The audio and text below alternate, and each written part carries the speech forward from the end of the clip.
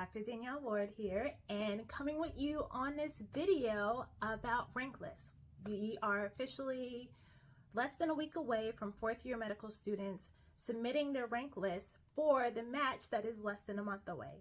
So I just wanted to come on to go over about 10 different things that I think are essential when you're trying to narrow down your list that will potentially determine where you will be for the next 3 to 7 years.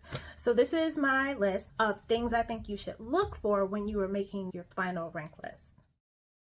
Working down from number 10 to number 1, my number 10 item that I have on my list is how are the residents? Were the residents happy when you interacted with them? How was their workload? Did they discuss that with you? Did they discuss if you're applying for a surgical residency, how often they're in the operating room, or are they doing more scut work while the more senior residents are operating all the time? Are they getting their hours? These are things that you want to look into to make sure that you'll be happy and have the experience that you want.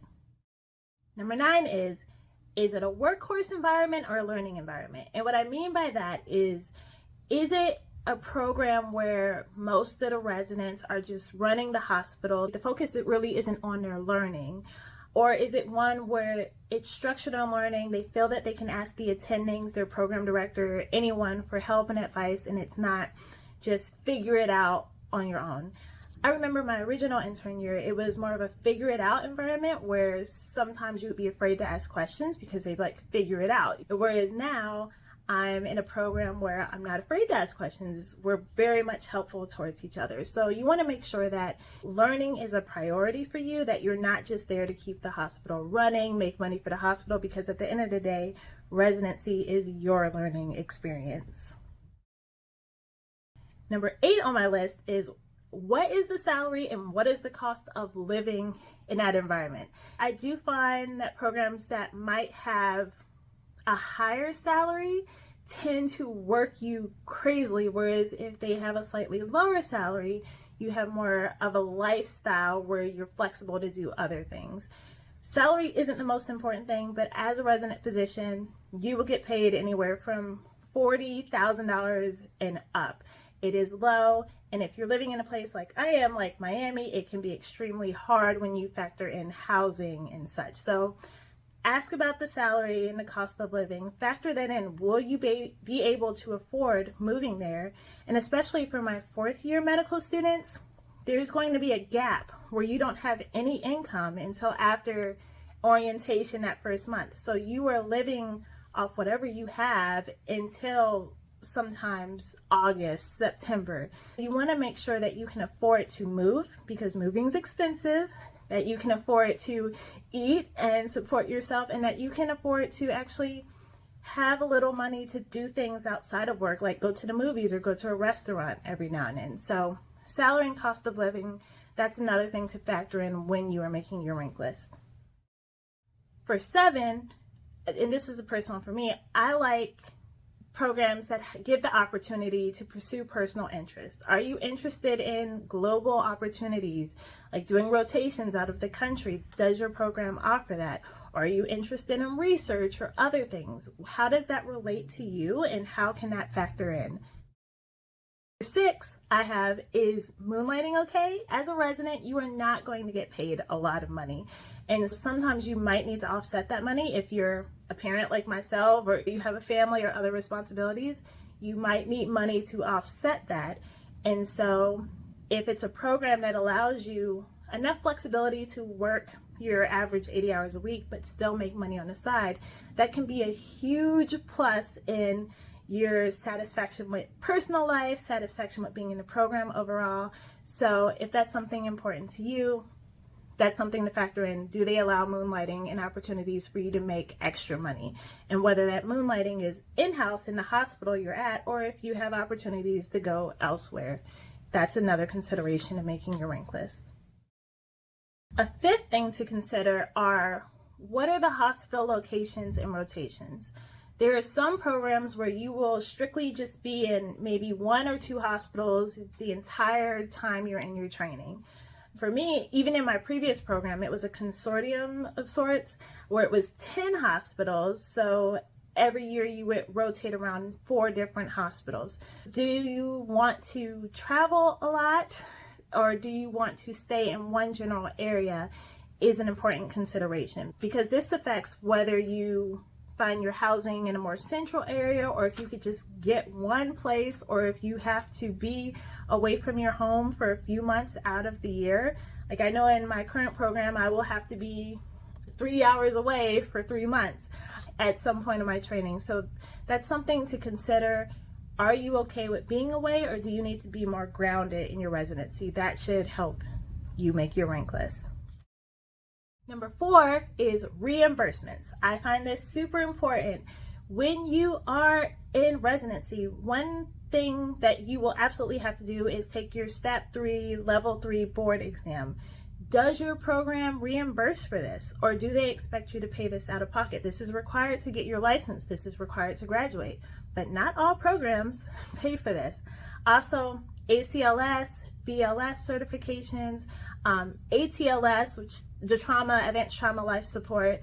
These things cost hundreds and hundreds of dollars. Just ATLS alone is around $900. So you want to know if your program will reimburse you in full, if it's covered and included during orientation, or if they don't cover it at all. That's another factor to consider. And that leads me into 3. What exactly is covered? Are meals covered, or are they taking money out of your paycheck every month to cover that? The same thing with parking. Is parking covered, or are they taking money out of your paycheck to cover parking? These are important considerations that not all incoming residents think about, but you want to know what's covered and what's not. Or if you're traveling, are toll road expenses covered, or are you forking that out of money? That goes back into my previous one of location. Are you in different hospitals, or are you in one place? So it's important to look at the different programs on your list and say, okay, what covers the most for me and what's most advantageous? My number 2 item would be location matters. If you are a person who does not like the heat, then ranking Miami or somewhere in Florida might not be the best choice to rank that number 1 over a place where you're up north and you like the cold weather. Or if all your family and support system is one particular location, it might be important to rank that higher than you would rank somewhere that's far away. So location does matter, and it's in terms of support, it's in terms of weather. Weather can make a huge difference. For me, I know going outside when it's December, January, and it's 80 degrees, that makes me happy. Whereas in my previous program, I would go outside and it'd be dark, and it just really affects your attitude and just makes you feel gloomy and So location matters, just in terms of support system, weather, how you feel in that location overall, and are you comfortable with the area?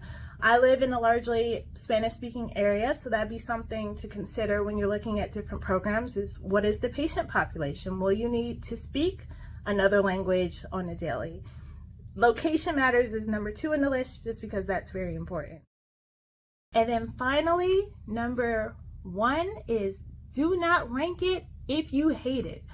What I mean by this is if you have 20 programs that you're going to rank, but you know 5 of those you absolutely hated, couldn't stand the residents, couldn't stand the environment, you don't think you could thrive in your 3 to 7 years there, do not rank it, because whatever you rank on your list, there is a chance you will end up there.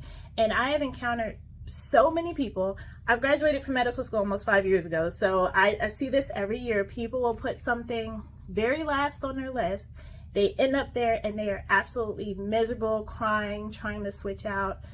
You don't have to rank every single program that you have interviewed at. Rank places that you would absolutely go to and be happy with without a doubt, because the rank is unpredictable. It's a lottery of sorts. You don't know where you'll end up going. So do not rank it if you hate it.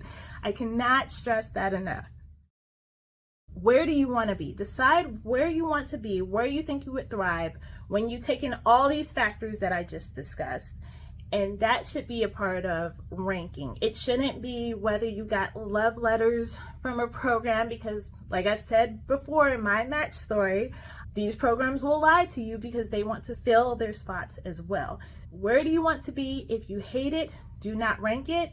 The only exception I will say to that is if you only have one or two programs on your list and you cannot afford to not rank them, just keep in mind you might end up at a place you don't want to be, but worst case scenario, you finish out your year there and then you can get your license and start working and switch to another program. But if you have a multitude of choices, then you have that flexibility to not rank a place that you feel you would be miserable at, because at the end of the day, the chances of you ending up there are high from what I've seen just dealing with a lot of people. That's pretty much my down and dirty top 10 things to consider when you are submitting your rank list for residency positions. I'd love to hear any ideas or other suggestions from people who have been through it or currently going through it in the comments below.